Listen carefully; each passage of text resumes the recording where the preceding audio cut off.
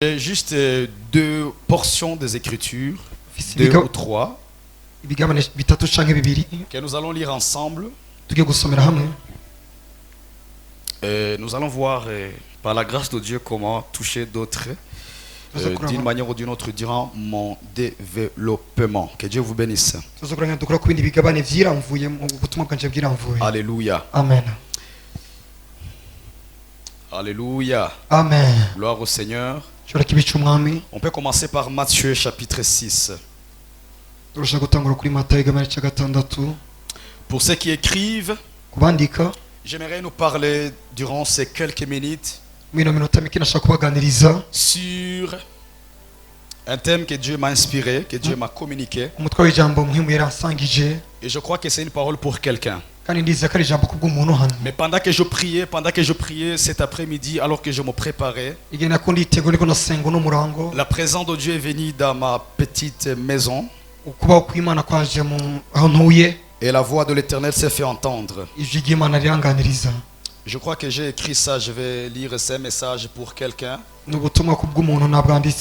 Alléluia. Amen. Dieu m'a dit de dire à une personne avec qui il veut faire de grandes choses. Dieu m'a dit de te dire ceci. J'attends que tu fasses preuve de maturité pour que moi et toi nous passions à une autre dimension. C'est une parole que j'ai reçue comme ça. Dieu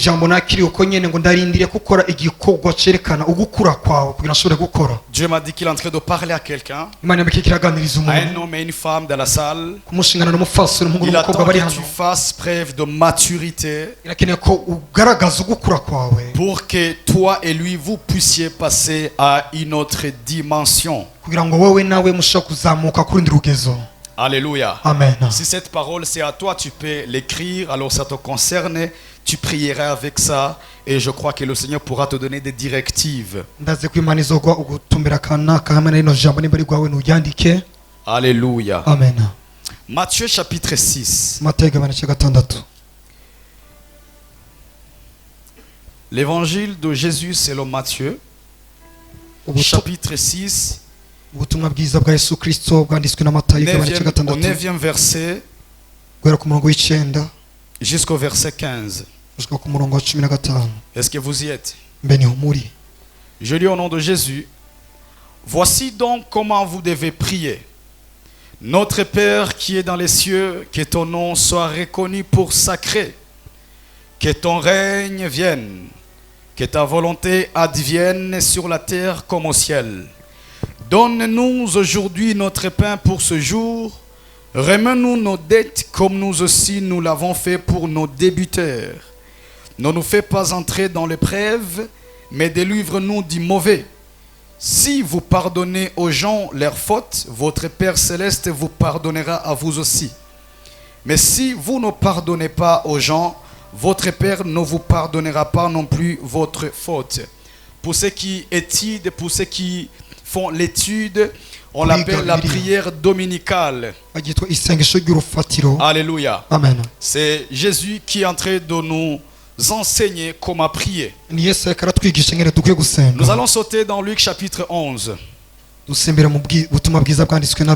Que Dieu m'aide, qu'il m'accorde la force.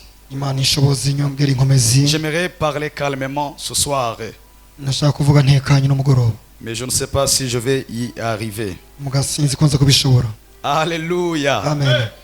Amen. Amen. Nous sommes à l'école du Saint-Esprit, c'est le mercredi, donc voilà, vous êtes venus bien sûr avec vos carnets, vos bibles, vos stylos, nous allons vraiment écrire.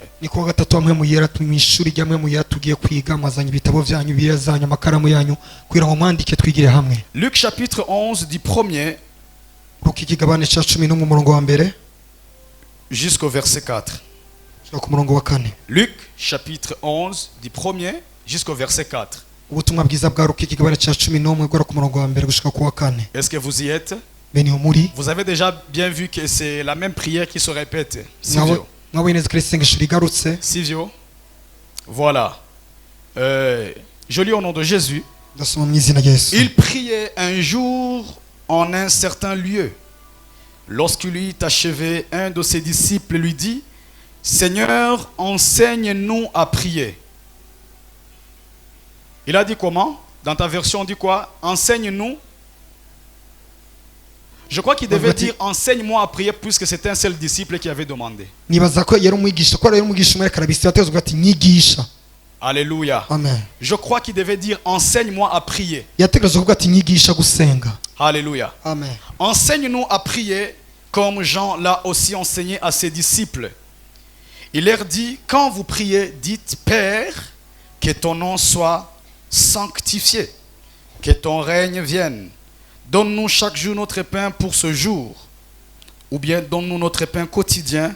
Pardonne-nous nos péchés, car nous aussi nous remettons sa dette à quiconque nous doit quelque chose. Ne nous fais pas entrer dans l'épreuve. Alléluia. Pour finir, Luc chapitre 22. Luc chapitre 22.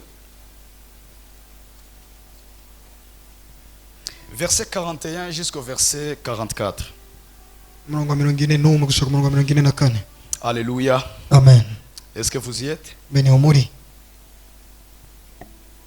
Luc chapitre 22.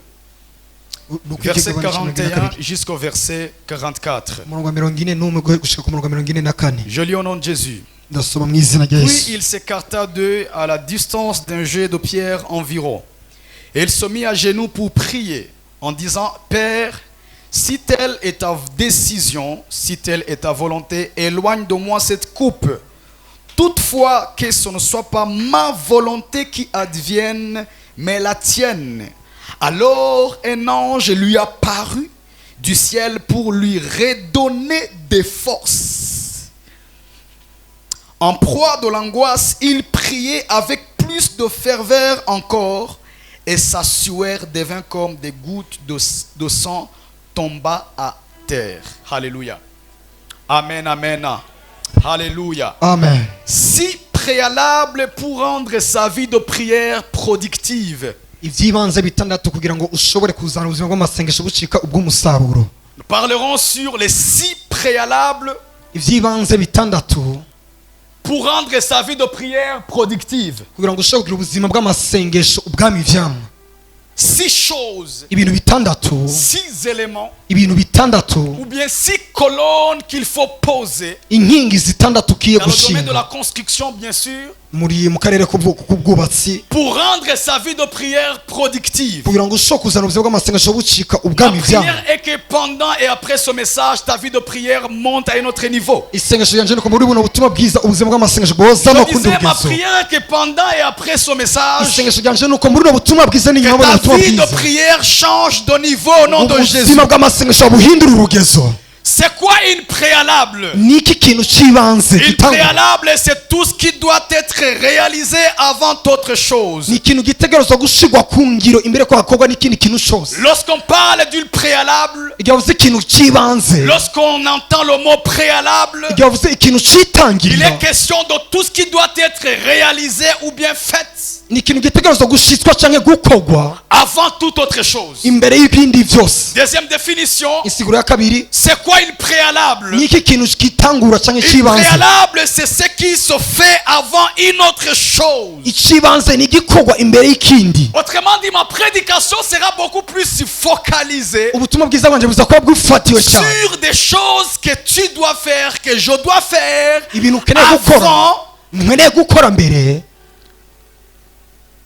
avant ma prière, pour rendre cette dernière productive.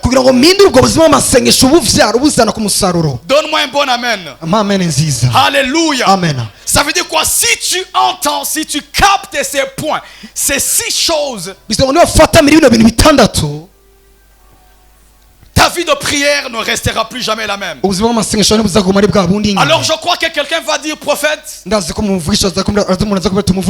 bien, tu veux parler des 6 préalables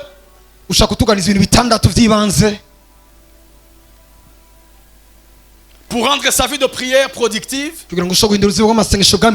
Mais moi je crois que ma vie de prière est productive. Si ta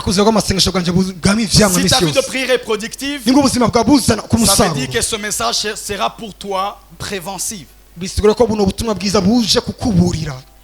Alors si ta vie de prière n'est pas productive, alors ce message sera pour toi curatif.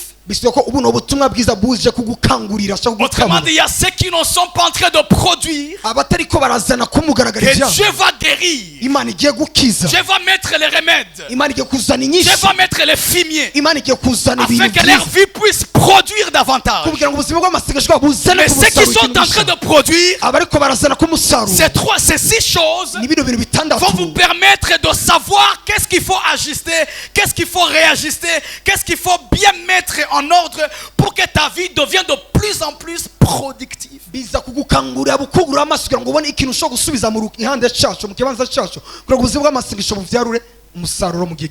que je peux avoir un bon amen? Nous sommes en train de lire dans Luc chapitre 11. Nous avons aussi lu dans Matthieu chapitre 6. Permettez-moi de vous parler. Est-ce que je peux parler? Est-ce que je peux parler?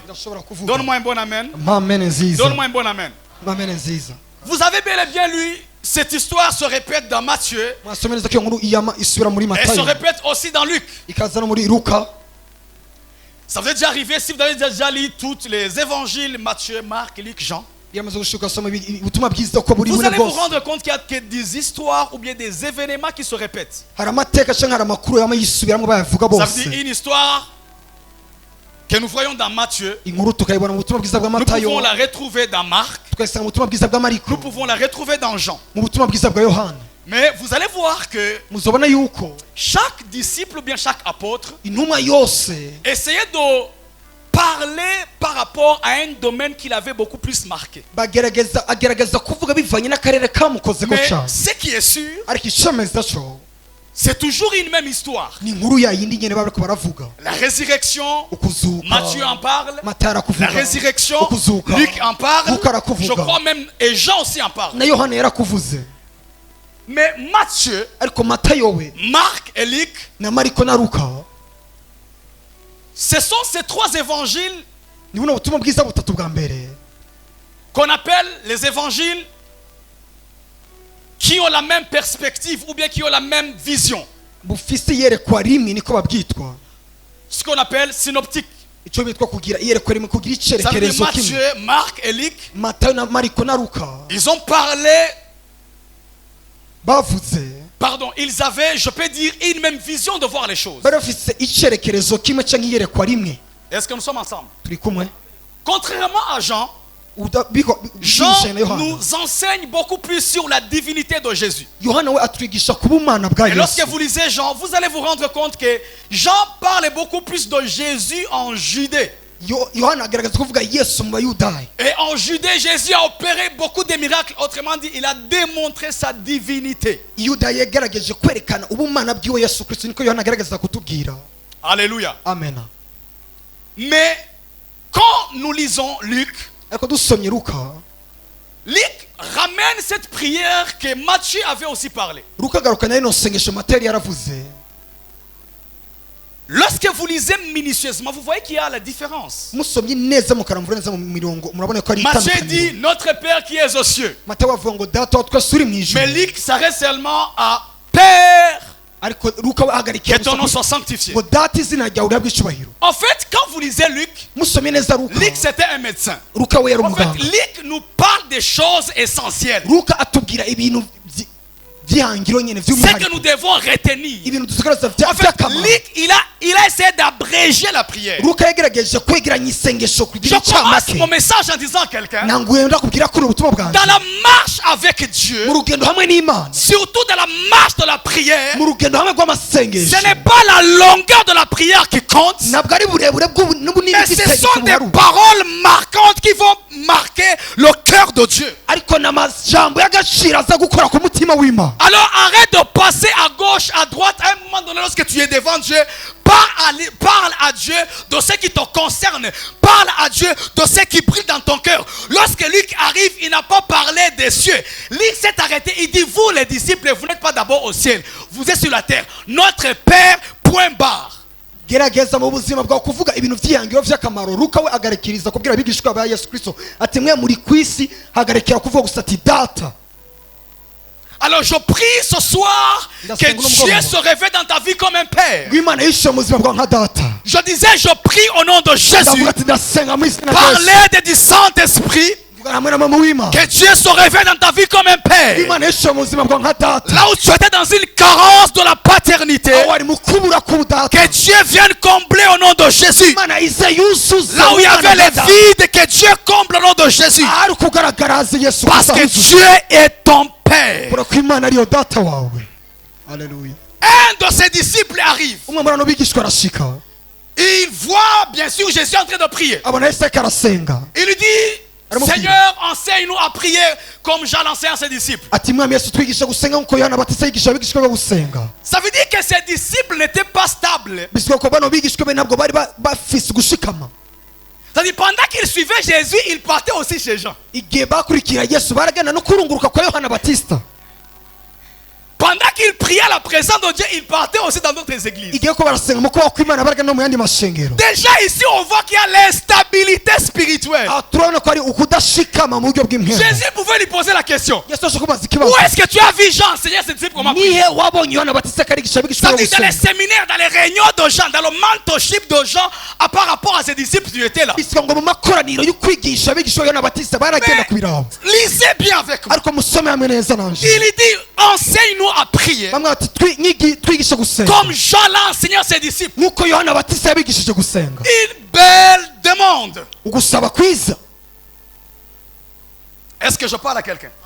Il a bien demandé. Il a bien parlé. Maître, master, teach us how to pray. Enseigne-nous comment prier.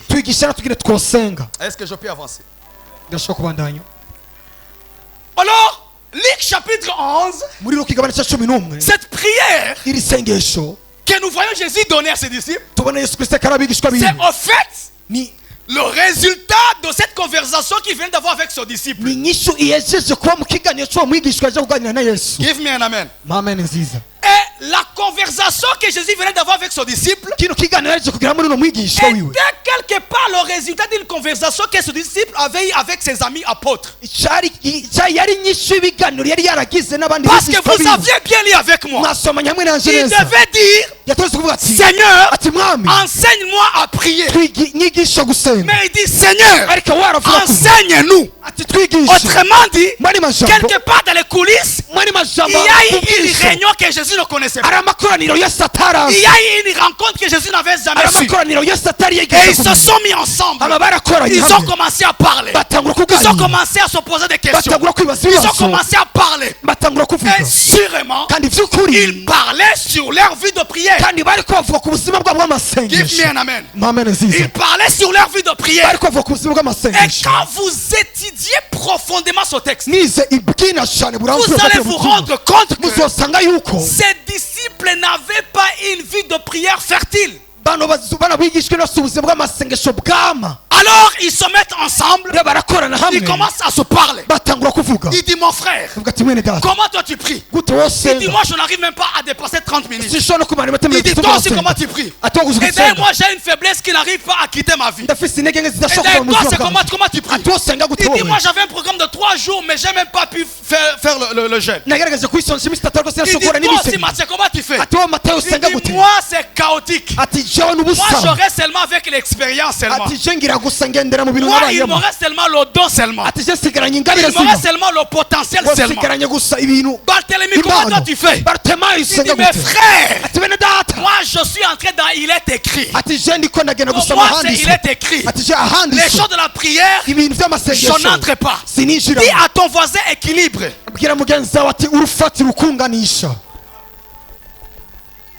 Dis à ton voisin équilibre. Alors, vous lisez bien ce texte.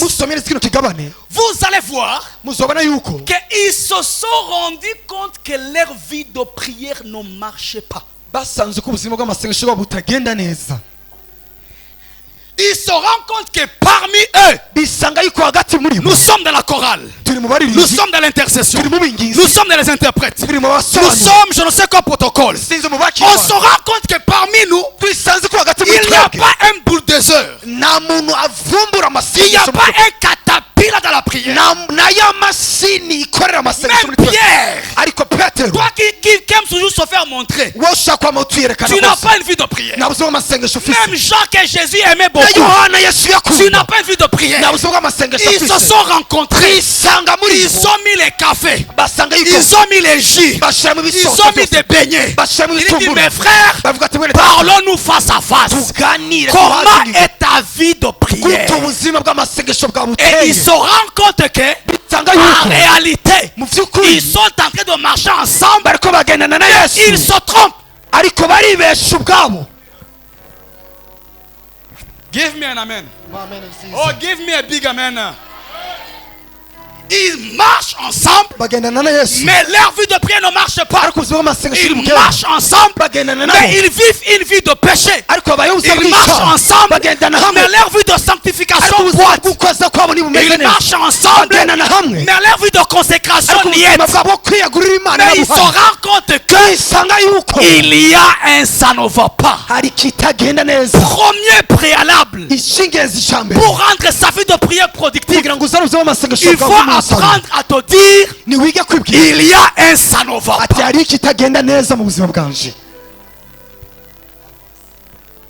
Premier préalable pour rendre ta vie de prière productive, c'est de te lever dans ta chambre. Prends une chaise, mets-toi. Et regarde-toi très bien. Tu as commencé l'année, mais la vie de prière c'est chaos. La vie de jeûne c'est chaos. La vie de consécration c'est chaos. Il y a un ça ne va pas. Dans leur conversation, dans leurs réunions, moi j'étais là, moi. Ils se sont dit, mes amis, Barthélemy, Pierre, Judas, Jacques, il y a un ça ne va pas.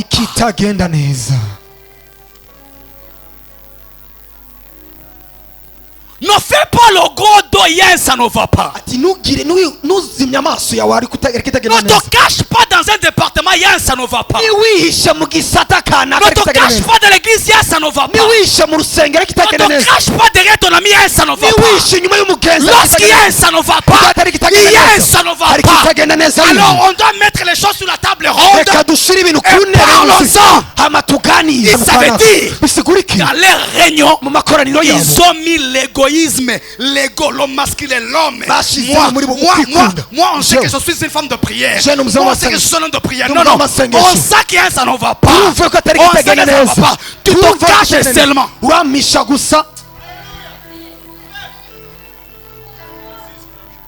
Ils se parlèrent entre eux. Premier préalable que Dieu m'a dit. Apprends à être sincère. Apprends à être sincère. Il y a un ça ne va pas. Dans l'école des maîtres, notre professeur, le pasteur, il nous dit toujours, lorsque tu viens devant Dieu, apprends à être sincère et à ne pas cacher un Dieu qui est omniscient, qui est omniprésent.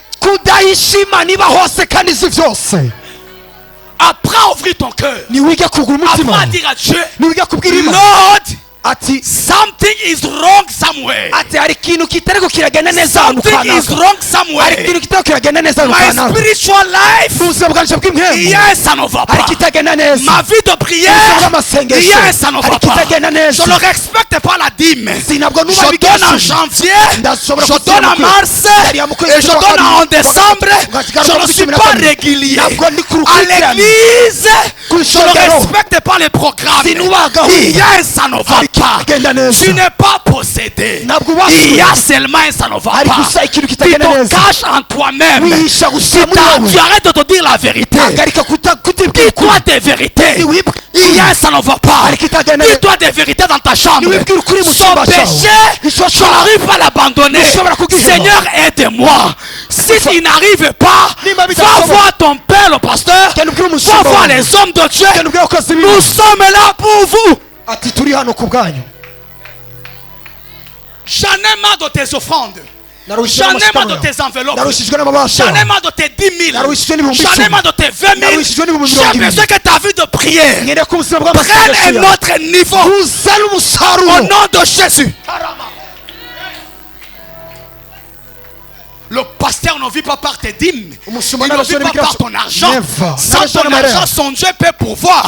Sans ton argent, la famille vit. Sans ton argent, il vit. Avant de donner aussi les offrandes et les enveloppes, ouvre l'enveloppe de ton cœur envers ton Père. Combien ont des problèmes que notre Père ne connaît pas? Combien de problèmes que les serviteurs ne connaissent pas? Combien de problèmes, de soucis spirituels que les gens ne connaissent pas?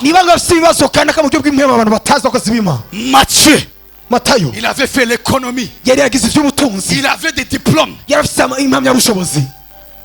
Il travaillait à la douane. Il a mis tout ça à côté. Il a dit, mes frères, tellement qu'on a honte, toi, va nous présenter. Voilà pourquoi il a dit, Seigneur, enseigne-moi. Enseigne-nous. Autrement dit, cette demande englobe plusieurs personnes qui se cachent, mais leur vie ne marche pas. Ils font semblant.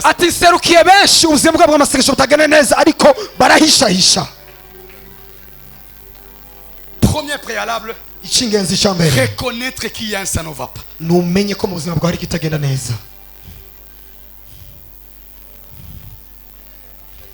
Il reconnut qu'il y avait un ça ne va pas. Ils se parlèrent entre eux qu'il y a un ça ne va pas. Et ils décidèrent d'aller parler. Regarde comment tu es en train de mourir. Tu meurs. Jeune fille, tu meurs. Dieu t'a donné maman Nadia ici. Tous ces problèmes-là, il peut gérer ça. Mais tu meurs, l'égoïsme, l'homme et la femme. Moi, je peux aller la chercher, moi. Ça, c'est l'orgueil, merci homme de Dieu. Ça, c'est l'orgueil. Ça, c'est l'orgueil. Il est écrit dans Jacques. Confessez-vous les péchés les uns les autres. Arrête de me parler des visions que tu as eues. Arrête de me parler des prophéties que tu as eues. Nous voulons que l'église explose cette année. Mais avant que l'église n'explose, on doit apprendre à ouvrir nos cœurs. On doit apprendre à déchirer nos cœurs. Si tu déchires ton cœur, la puissance descendra. Si tu déchires ton cœur, la puissance descendra. Si tu déchires ton cœur, la puissance descendra. Écoute un peu ce que Jésus dit dans Luc. Écoute ce qu'il dit dans Luc. Luc chapitre 5 verset 31. Il dit, Jésus prenait la parole et leur dit, ce ne sont pas ceux qui se portent bien qui ont besoin de médecins, mais ce sont les malades. Il y a une maladie. En moi il y a une maladie. En moi il y a un problème. En moi il y a un problème. Voilà pourquoi Dieu nous a donné les sentinelles.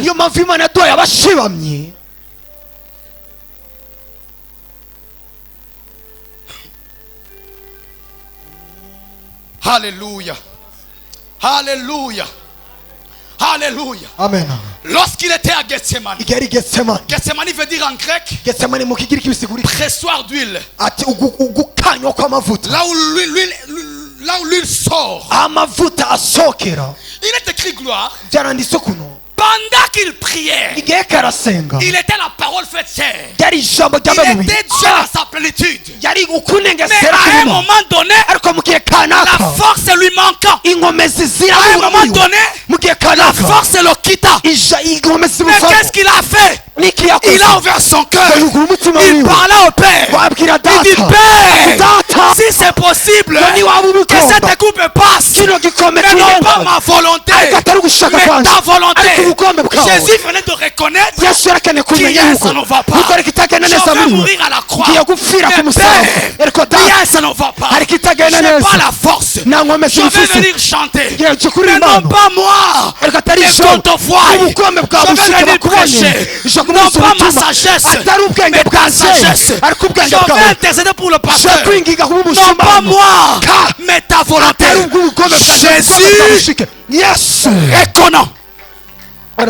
Il reconnaît qu'il y avait un ça ne va pas. Il s'ouvrit devant le Père. Il s'ouvrit devant le Père. Il s'ouvrit devant le Père. Il s'ouvrit devant le Père.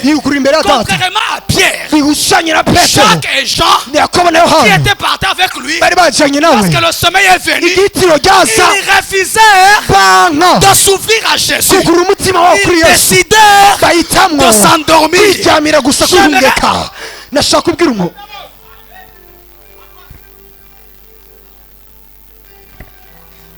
Ils décidèrent de s'endormir. Reconnais ce soir qu'il y a un ça ne va pas. Ce péché qui t'enveloppe, lorsque tu pries, que Dieu bénisse mon Père. Je sais qu'un inférieur ne peut pas bénir un supérieur, mais papa, que Dieu vous bénisse. Vivez longtemps, quelle longévité, je ne sais pas. Le problème du cœur. Ils m'ont dit toujours, fils, dans l'église aujourd'hui, dans l'église du monde entier, on a un problème du cœur. Lorsqu'il était ressuscité, il rencontre Pierre. Qu'est-ce qu'il fait? Il ne le délivre pas. Il ne l'enseigne pas. Il traite un problème du cœur. Pierre, m'aimes-tu? Pierre, m'aimes-tu? Parce que là où tu es en train de partir, tu seras PDG. Là où tu es en train de partir, tu auras un bon mariage. Là où tu es en train de partir, tu seras connu. On parlera de toi dans le monde entier.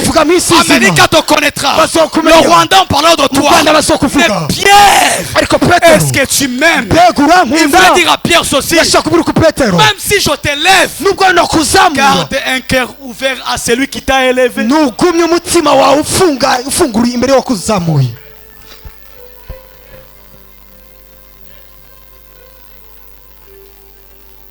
Il est écrit dans Hébreux chapitre 4 verset 16. Hébreux 4 verset 16.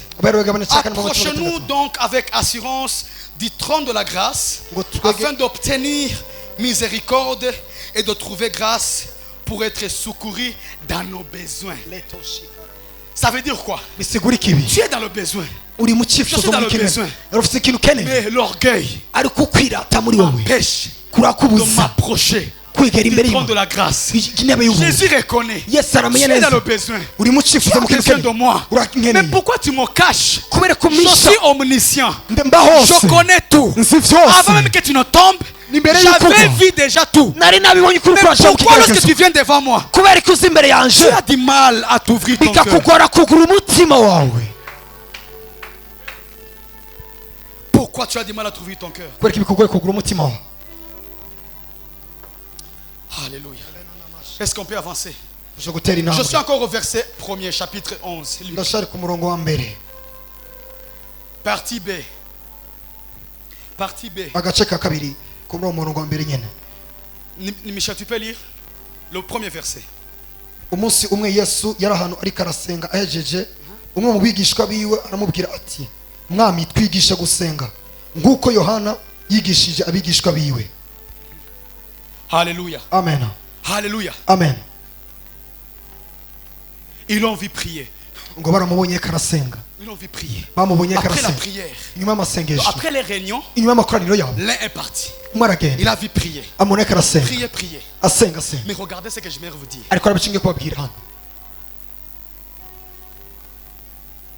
Il dit, après avoir prié, il dit, il ne dit pas maître. Il dit Seigneur.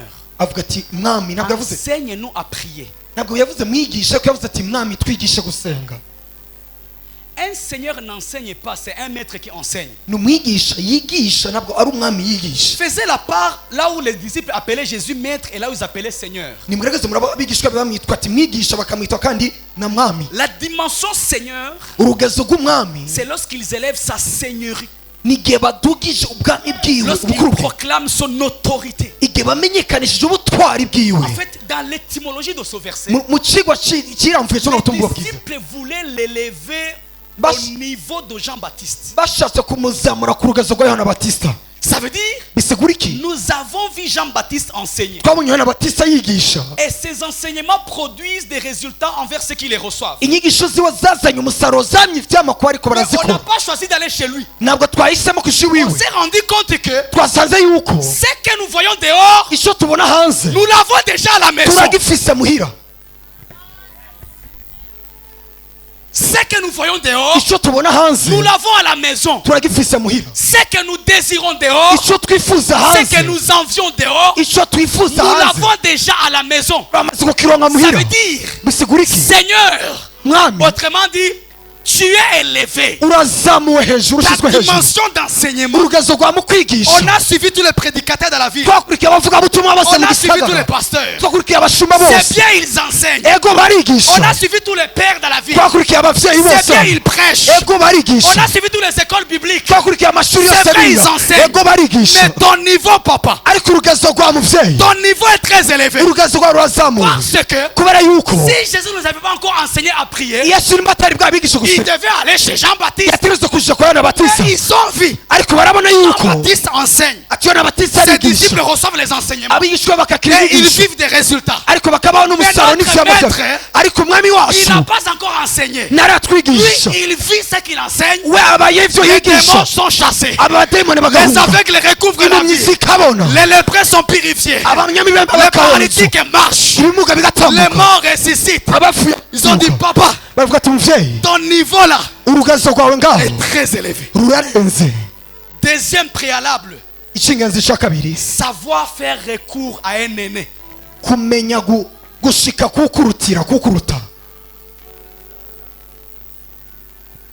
Deuxième préalable, pour rendre sa vie de prière productive, faire un recours à un aîné. Faire un recours à un supérieur. Faire un recours à une autorité spirituelle. Alléluia. Amen. Alléluia. Amen. Lorsqu'il dit Seigneur, son disciple montre à quel point leur cœur, tous reconnaissaient la seigneurie de Jésus. Ça veut dire, comme je viens de le dire, première chose, Jean-Baptiste enseigne à ses disciples comment prier. Et ils vivent des résultats. Nous le croyons, c'est bien. Mais ce que nous avons vidéo, nous l'avons à la maison. Ta vie de prière n'est pas productive, pas parce que tu ne pries pas, parce que Dieu t'a donné des hommes de Dieu. Mais tu vénères d'autres de l'extérieur au lieu que les hommes de Dieu que Dieu vous a donnés, vous ne les reconnaissez même pas. On le voit et on le sait. Mais on est humble seulement. Mais les hommes que Dieu vous a donnés, vous ne les consultez pas. Dieu qui les a établis, Dieu qui les a placés, il sait pourquoi. Dieu n'est pas con, Dieu n'est pas têtu. Il sait pourquoi. Malgré nos faiblesses, malgré nos capacités, il a vu que quelque part, le besoin que tu as, c'est moi qui ai les clés. Alors toi, tu décides d'aller chez Jean-Baptiste au lieu de venir à la maison et de trouver la solution de ton problème.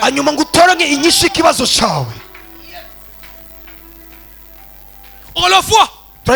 On le voit. On le voit. Parce que la méchanceté est entrée dans l'église. La méchanceté est entrée dans l'église.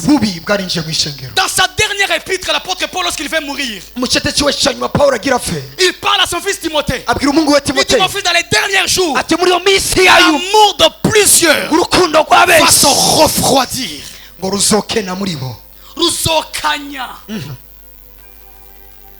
L'amour de plusieurs va se refroidir. Les gens n'auront plus du vrai amour. Tu m'aimes parce que je t'aime. Tu me postes parce que je t'ai posté. Tu me salues parce que je t'ai salué. Écoutez-moi très bien. Une autorité spirituelle ne doit pas être redevable par rapport à ta salutation. Ce n'est pas à lui de venir vers toi d'abord, mais c'est à toi de venir vers lui. Même la simple salutation, tu ne me donnes pas. Même un simple bonjour, ce sont des unités, les mégas. Illimité, connexion 4G. Ce n'est pas au pasteur de venir vers moi. C'est à moi, l'office, d'aller vers lui. Parce que c'est une autorité que Dieu a placée sur moi. Deuxième préalable, faire recours à un aîné. Ils se sont rendus compte. We have a problem. Alors maintenant, qui peut résoudre? On voit que à l'extérieur, au Congo il y en a, au Rwanda il y en a, en Tanzanie il y en a, en Australie, France il y en a, j'en passe. Mais à la maison, on a un baoba à la maison. À la maison on a un père. On a mesuré. On s'est rendu compte que le niveau de Jean, c'est bien un niveau. Mais ta dimension, maître, Père, ta dimension là. Ah non, non, non, ta dimension, c'est ce que nous voulons, c'est ce que nous cherchons, c'est ce que nous cherchons. Nous ne vous demandons pas de nous vénérer. À chaque fois que tu t'approches d'un homme de Dieu avec honneur, la grâce et l'onction se libèrent. Il y a des grâces qui se transfèrent par les regards. Il y a des grâces qui se transfèrent par rapport à l'attitude, ta manière de te comporter, ta manière de parler, ta manière de le traiter, ta manière.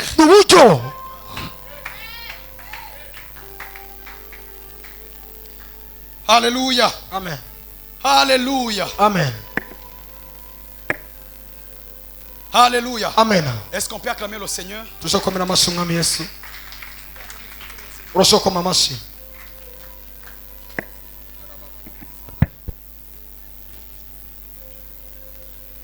Alléluia. Il est écrit dans Galates chapitre 6 verset 10. Ainsi donc, pendant que nous en avons l'occasion, pratiquons le bien envers tous et surtout envers les frères en la foi. Yes. Amen. Amen. Alléluia. Amen. 1 Samuel chapitre 19 verset 18. C'est ainsi que David prit la fuite et qu'il échappa et se rendit auprès de Samuel à Rama. J'aime une chose que mon père m'avait enseigné un jour sur cette histoire. Vous allez vous rendre compte que, je répète ce qu'il m'avait dit. Lorsque David était arrivé dans le palais, au lieu de fortifier sa relation avec sa famille, il a fortifié sa relation avec Samuel, celui qu'il avait oint. Et il m'a précisé très bien que pendant qu'il avait des faveurs dans le palais, avant que les problèmes ne commencent, il se peut que David sautait de temps en temps à Rama pour déposer des offrandes, des semences. Et quand les problèmes ont commencé, David n'a pas fui à la maison, il a fui à Rama chez Samuel. Qu'est-ce qui fait que Samuel le reçoive facilement? Quelque part, Samuel était devenu redevable. Ça veut dire David, de temps en temps, il partait consulter Samuel dans les moments de faiblesse, dans les moments de trouble. David faisait un saut, non pas chez sa maman, non pas chez son père, mais le prophète Samuel, celui qui avait oint, celui qui avait posé les mains, celui qui avait prophétisé sur lui. Et David avait solidifié la relation. C'est lui qui solidifie sa relation avec sa famille biologique, sa relation avec son père spirituel. Il risque de perdre à vie sa relation avec son père spirituel.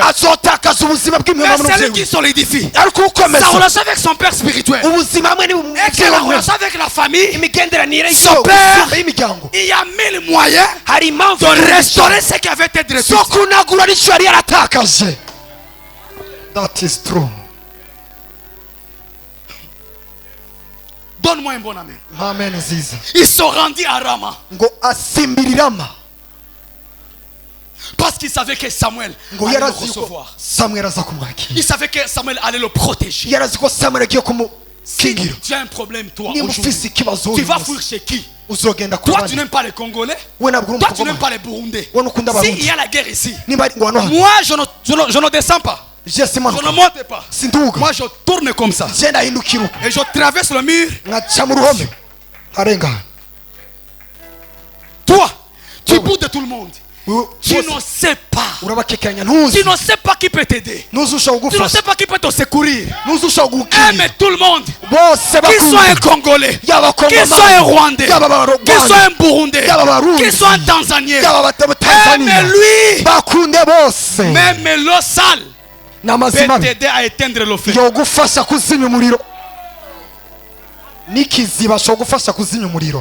Yes, merci Michel. Troisième préalable. Oh my God. Lis encore Michel, verset 1er.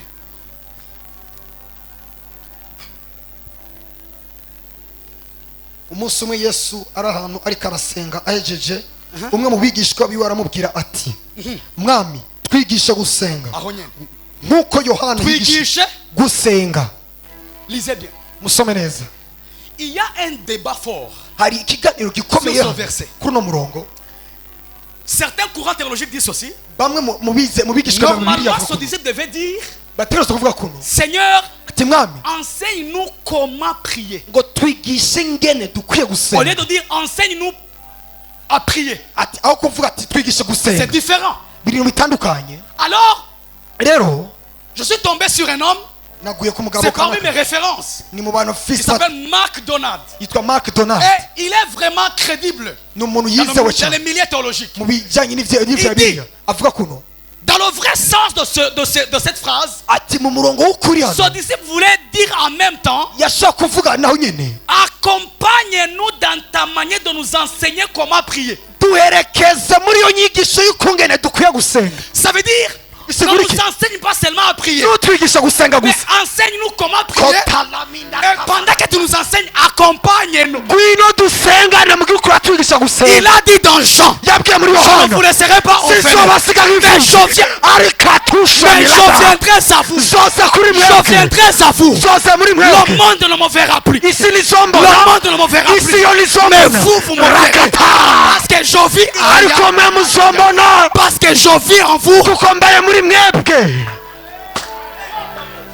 Donne-moi un bon amen. Donne-moi un bon amen. Donne-moi un bon amen. Ça veut dire, ne nous enseigne pas à prier. Enseigne-nous comment prier. Et pendant que tu nous enseignes, accompagne-nous. Troisième préalable, avoir un compagnon de prière.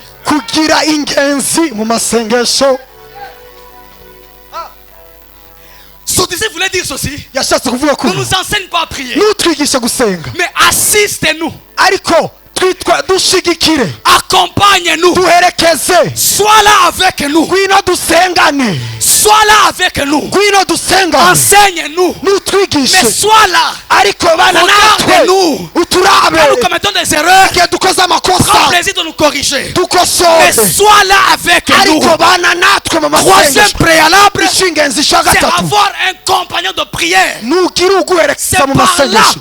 Et je comprends ce que papa nous avait dit dans le séminaire. Lorsque tu pries avec un ange, demande avec un homme de Dieu, ta dimension peut monter. Ta dimension peut shifter.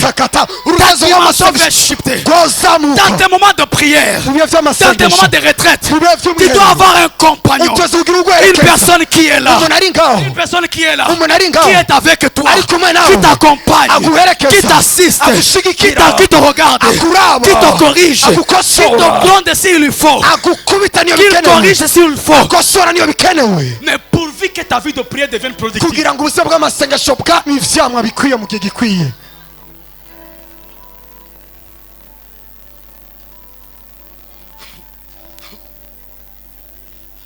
Pourquoi un compagnon? Parce que Ils avaient constaté que leur vie de prière n'était pas productive. Alors, se rend compte que j'ai besoin du prophète Francis, j'ai besoin de Maman Nadia, j'ai besoin de Daddy, j'ai besoin du prophète Guilain, j'ai besoin que tu sois là. Ça peut ne pas être un homme de Dieu, ça peut être aussi un autre frère, une sœur qui est fervent dans la prière, qui doit t'accompagner, qui doit marcher avec toi, qui doit t'encourager. Ne fais pas des choses solo.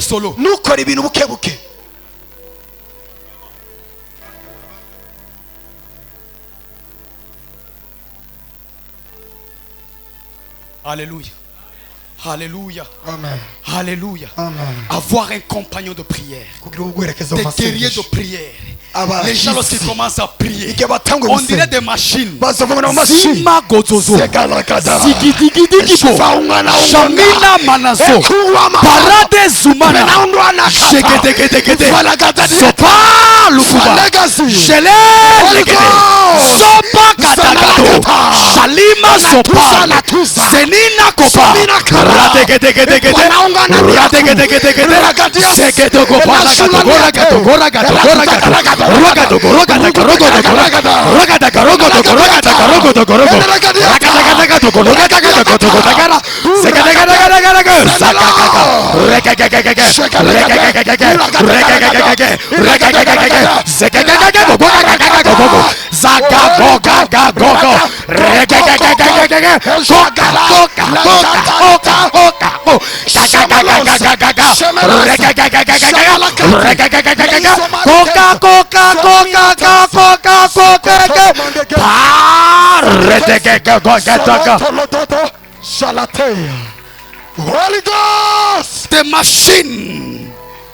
des machines de prière. Les gens aussi commencent à prier. Ils n'ont pas honte de transpirer. Ils n'ont pas honte de transpirer. Ils n'ont pas honte de transpirer.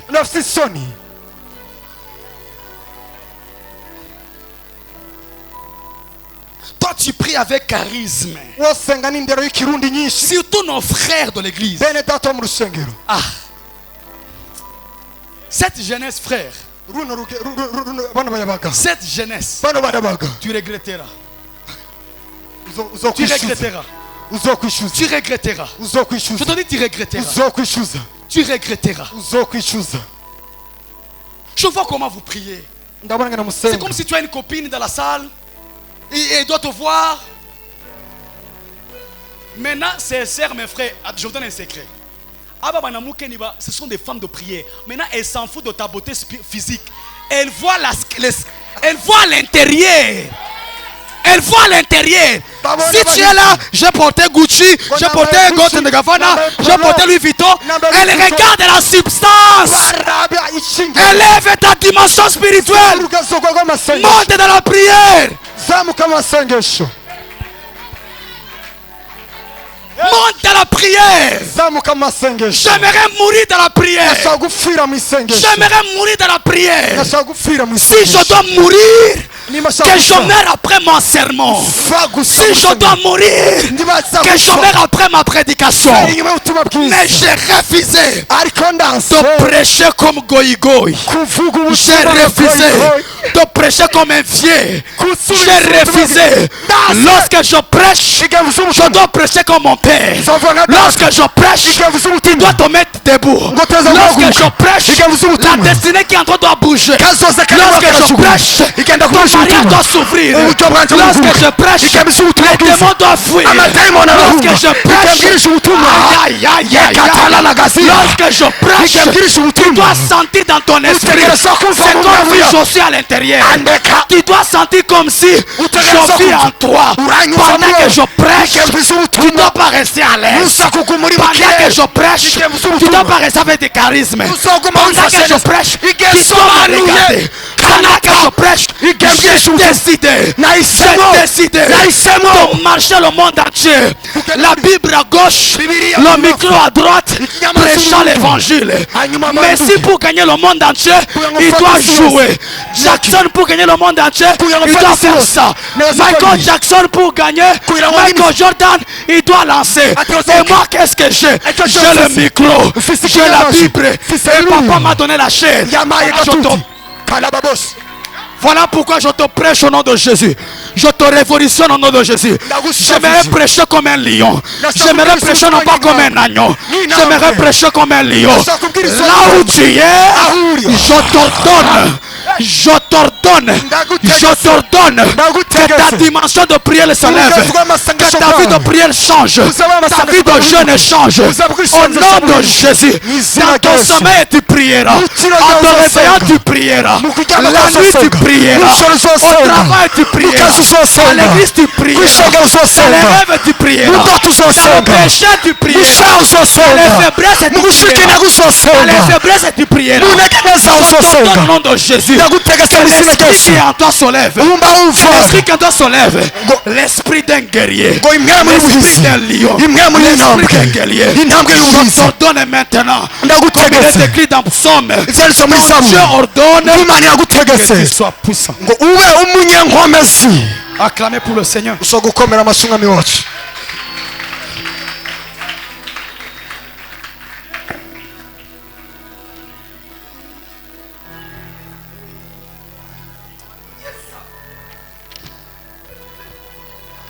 Alléluia. Cinquième préalable, quatrième préalable. Alléluia. Amen. Reconnaître sa paternité divine. Reconnaître. Reconnaître qu'on est dépendant de la paternité divine. Reconnaître que tu es dépendant de la paternité divine. Alléluia. Amen. Alléluia. Amen. Alléluia. Amen. Amen. Amen. Alléluia. Lorsqu'il demande de les enseigner, il commence par leur dire Père. Après ça change. Père. Je me dis quand ça sortait, il y avait de l'énergie. Quand ça sortait, il y avait de l'énergie derrière. Comme je dis la paix. Comme je dis la paix. Il y a de l'énergie qui sort. Il est écrit dans Romains. Il est écrit dans Romains. Il est écrit dans Romains. Chapitre 8. Versets 14 à 16. Tous ceux qui sont conduits par l'Esprit de Dieu et son Fils de Dieu. Verset 15. Et vous n'avez point reçu un esprit de servitude pour être encore dans la crainte. Mais vous avez reçu un esprit d'adoption par lequel nous crions Abba Père. Verset 16. L'Esprit lui-même, il rend témoignage à nos esprits que nous sommes enfants de Dieu. Ce n'est pas ta prière qui te fait convaincre que tu es enfant de Dieu, mais c'est l'Esprit de Dieu. C'est l'Esprit de Dieu. C'est l'Esprit de Dieu. C'est l'Esprit de Dieu qui témoigne à notre esprit que nous sommes enfants de Dieu. Il leur dit ceci: lorsque vous priez, reconnaissez d'abord que vous êtes dépendant à la paternité divine. Dieu n'est plus un Dieu. Dieu c'est votre Père. Retenez ceci. Celui qui parle à un Dieu surveille ses mots. Tandis que celui qui parle à un père, il sait déjà qu'il est fils. Alors il se met à l'aise. Il s'exprime comme il veut. Lorsque tu viens dans la présence de Dieu, Dieu n'est pas un Dieu. Dieu il est aussi ton Père.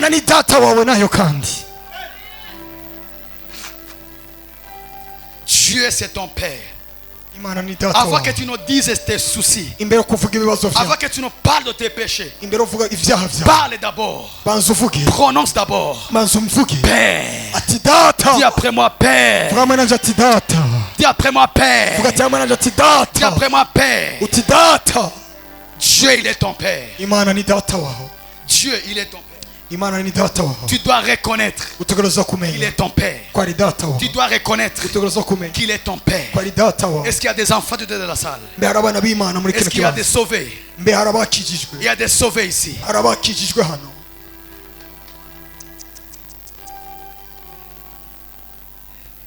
Cinquième préalable.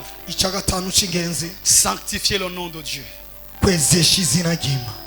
Sanctifier le nom de Dieu. Sanctifier le nom de Dieu. Au verset 2, chapitre 11, Luc, il dit ceci: quand vous priez, dites: Père, que ton nom soit sanctifié, que ton règne vienne. Alléluia. Amen. Tu dois sanctifier le nom de Dieu. Écoutez-moi, mes frères et sœurs. Il existe un seul nom par lequel nous avons été sauvés. Il existe un seul nom par lequel Dieu le Père a décidé avant la fondation du monde de se révéler dans sa plénitude. C'est le nom de Jésus. Acte chapitre 4 verset 12. Il n'y a pas un autre nom qui nous a été donné sous le ciel, sur la terre, par lequel nous devions être sauvés. Le nom qui nous a été donné, c'est le nom de Jésus. Hébreux chapitre 1 verset 1 à 3. Il est écrit ceci. Il est écrit ceci. Hébreux chapitre 3 verset 1er jusqu'au verset 3. Après avoir autrefois, à plusieurs reprises et de plusieurs manières, parlé à nos pères par des prophètes, Dieu dans ces derniers temps nous a parlé par le Fils qu'il a établi héritier de toutes choses, par lequel il a aussi créé le monde. Verset 3. Et qui étant le reflet de sa gloire et l'empreinte de sa personne, et soutenant toutes choses par sa parole puissante, a fait la purification des péchés et s'est assis à la droite de la majesté divine dans les lieux très hauts. J'aimerais dire à quelqu'un, le nom qui t'a été donné, le nom qui doit être sanctifié, c'est le nom de Jésus.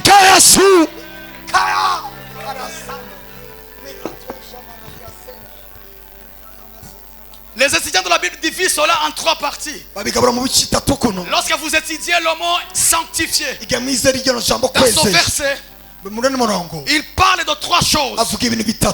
Premièrement, ils veulent dire ceci: que ton nom soit respecté. Lorsque tu sanctifies le nom de Dieu, c'est lorsque tu sanctifies son nom. C'est lorsque tu le respectes. Lorsque tu respectes les cultes. Lorsque tu respectes Dieu.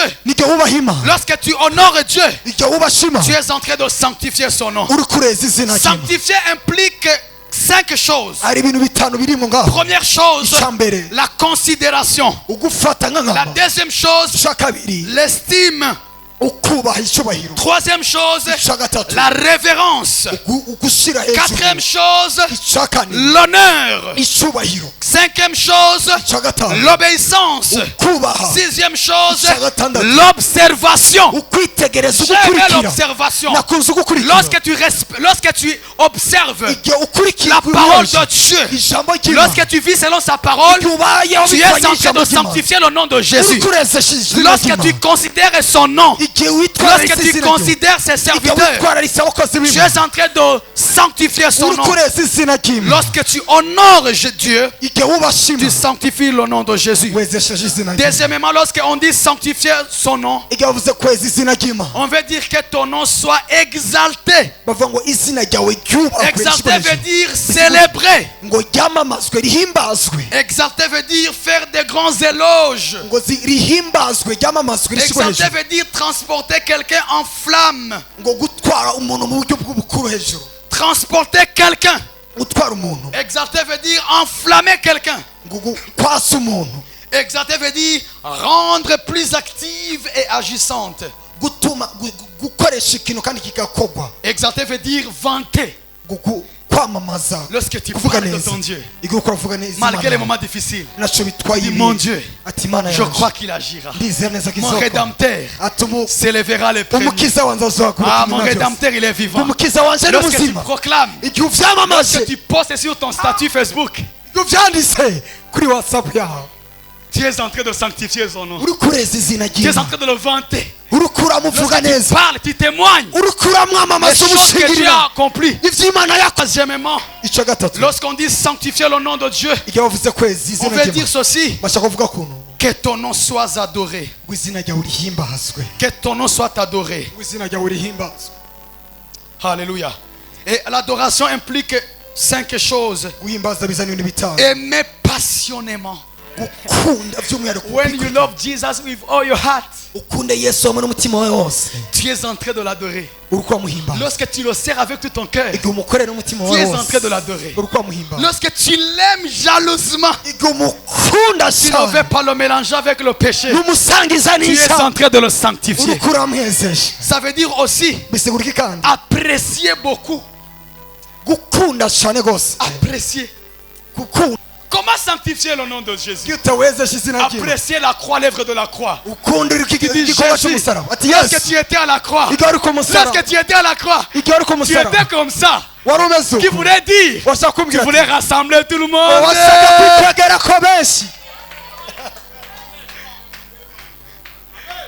Alléluia. Amen. Alléluia. Amen. Lorsque tu apprécies l'œuvre de la croix, tu es en train de sanctifier le nom de Dieu. Alléluia. Sixième préalable et je finis. Reconnaître que la fin de toute chose existe. Je finis. Reconnaître que la fin de toute chose existe. Alléluia. Amen. Je peux finir? Amen. Hein? Amen. Il a dit, Père, que ton nom soit sanctifié, que ton règne vienne. Je sais que mon père va m'aider. Mais lorsqu'on dit que ton règne vienne, on ne parle pas d'un règne qui doit venir maintenant. La prière là, Jésus parle du règne lorsqu'il reviendra régner. Lorsqu'il va détruire toutes les dominations, toute force de l'ennemi. Il va établir son royaume. Alors, qu'est-ce qu'on doit retenir par là? Il voulait dire ceci: ne pensez pas que vous avez tout le temps. Il y aura un temps où le temps s'arrêtera. Alors la prière, profitez-en. Priez avec sérieux. Priez avec force. Engagez-vous dans la prière. Reconnaître que la fin de toutes choses existe. Ça veut dire, je commence à prier. Rima Sande. Seigneur mon Dieu, il est écrit. Je ne sais pas si après ma prière, Jésus va revenir. Maintenant, comment je vais prier? Je vais mettre beaucoup de sérieux. Je vais mettre beaucoup d'engagement. Je commence à prier. Je commence à servir. Je commence à travailler. Je mets toute ma force. Parce que je sais que j'ai pas tout mon temps.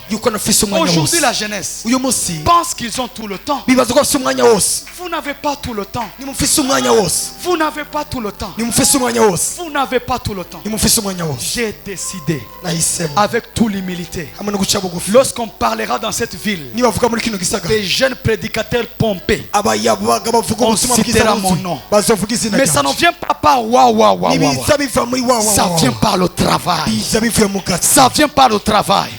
Tu vois là, je te prêche. Vendredi, je t'invite sur les nattes. Je vais te montrer notre facette que tu n'as jamais vue. Parce que je vais te donner le meilleur de moi-même. Je vais te donner le meilleur de moi-même. Nous venons de l'école de Roua. On ne produit pas des fainéants. On ne produit pas des faibles. Que Dieu vous bénisse. Acclamez le Seigneur. Acclamez le Seigneur très fort. Acclamez le Seigneur très fort. Est-ce qu'on peut acclamer très fort le Seigneur? Alléluia. Alléluia. Mon frère, ma soeur, j'ai transpiré. J'ai crié. C'est vrai. À la fin, On va me donner ton action de grâce. C'est une bonne chose. Mais ce n'est pas ça dont j'ai besoin pour le moment. J'ai besoin que ces 6 choses, que tu puisses les mettre en pratique. Ça me fera plaisir. Pour me remercier. Prophète, tu as transpiré. Qu'après un mois, après 2 mois, que tu viennes au moins me témoigner. Dis ma vie de prière à un niveau de 10. J'étais au deuxième niveau. Mais maintenant je suis au 5e. Je suis au 8e. Et que Dieu vous bénisse. Je vous aime énormément. Je vous aime énormément. Vous êtes les meilleurs. Que Dieu vous bénisse. Et que Dieu vous bénisse encore. Levez-vous, nous allons clôturer notre heure.